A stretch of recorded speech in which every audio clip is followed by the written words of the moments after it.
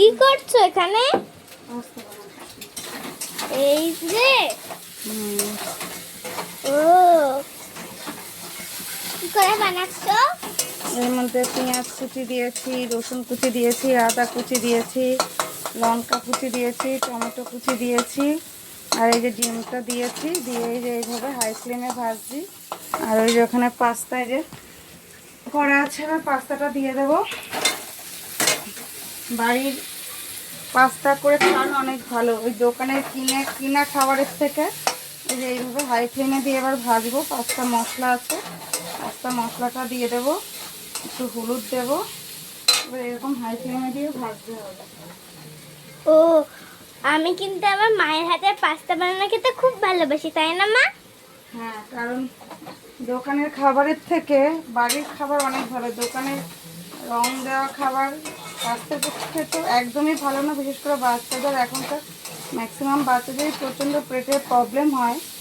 সেই জন্য যতটা পারবেন এইভাবে বাচ্চাদের বাড়িতে করিয়ে খাওয়াবেন, দেখবেন বাচ্চাদেরও ভালো লাগবে, স্বাস্থ্যের জন্য সেটা উপকার হবে, কারণ আপনি নিজে বাড়িতে করছেন। সেই জন্য মানে এইভাবে খাওয়ানোটাই বেটার। এই যে আমি পাস্তা মশলা নিয়ে এসেছি, সানরাইজের পাস্তা মশলাটা দিয়ে দেবো।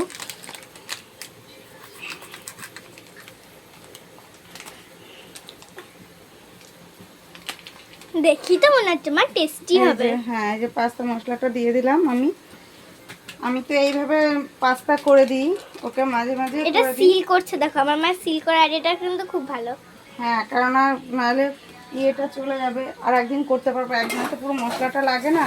আমি খুব একটা বেশি মশলা দিই না, হালকা মশলা দিয়ে যাতে টেস্ট হয় সেই জন্য দিয়ে এই যে এইভাবে আমি পাস্তাটা করে দিই ওকে। কারণ